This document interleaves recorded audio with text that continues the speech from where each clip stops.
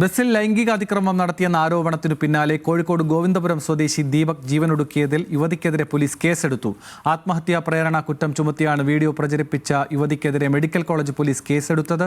ആകാശ് തടത്തിൽ ചേരുന്നു വിവരങ്ങളുമായി. ആകാശ്, ഒരു പോസിറ്റീവായ തീരുമാനമാണ് പോലീസിന്റെ ഭാഗത്തു നിന്നുണ്ടായിരിക്കുന്നത്. എന്തൊക്കെയാണ് വിശദാംശങ്ങൾ?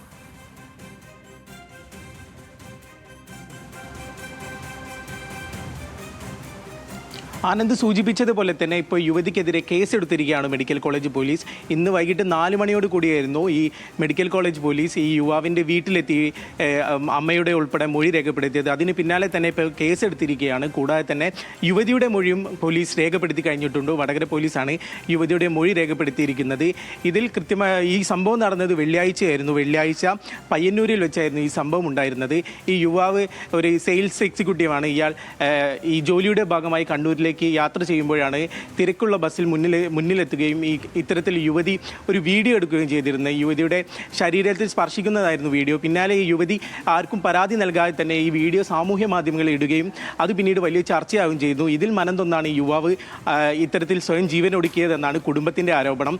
അന്ന് ഈ യുവാവ് ജീവനൊടുക്കുന്ന തലേ ദിവസം സംസാരിച്ചത് അമ്മയോടായിരുന്നു. അമ്മയോട് ഈ കാര്യങ്ങൾ യുവാവ് വിശദമായി തന്നെ പറഞ്ഞിട്ടുണ്ടെന്നാണ് അമ്മ പറയുന്നത്.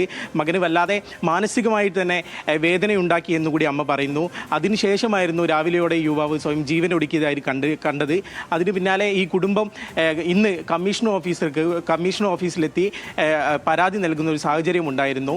കമ്മീഷണർ ഓഫീസിലെത്തി അഭിഭാഷക തയ്യാറാക്കിയ പരാതിയുടെ അടിസ്ഥാനത്തിലാണ് കമ്മീഷണർ ഓഫീസിലെത്തി പരാതി നൽകിയത്.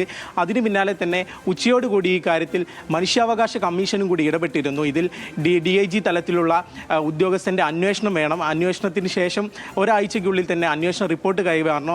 അടുത്ത സിറ്റിങ്ങിൽ തന്നെ അത് പരിഗണിക്കുമെന്നായിരുന്നു അതിലുണ്ടായിരുന്നത്. ആ പശ്ചാത്തലത്തിൽ തന്നെ ഇന്ന് വൈകിട്ട് 4 മണിയോട് കൂടി ഈ മെഡിക്കൽ കോളേജ് പോലീസ് ഈ ഗോവിന്ദപുരമുള്ള ദീപകിൻ്റെ വീട്ടിലെത്തി അമ്മയുടെ മൊഴി ഉൾപ്പെടെ രേഖപ്പെടുത്തി.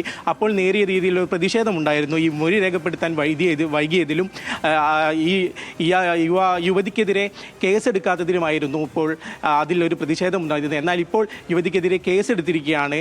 ഇത്തരത്തിൽ ആത്മഹത്യാ പ്രേരണ കുറ്റം ചുമത്തിയിട്ടാണ് ഇപ്പോൾ BNS ആക്ട് പ്രകാരം യുവതിക്കെതിരെ ഇപ്പോൾ കേസെടുത്തിരിക്കുന്നത്. ശരി ആകാശ്, വ്യക്തമാണ്. ദീപക് എന്ന യുവാവിന്റെ ആത്മഹത്യയിൽ വീഡിയോ പ്രചരിപ്പിച്ച യുവതിക്കെതിരെ ആത്മഹത്യാ പ്രേരണ കുറ്റത്തിന് പോലീസ് കേസ് രജിസ്റ്റർ ചെയ്തിരിക്കുന്നു.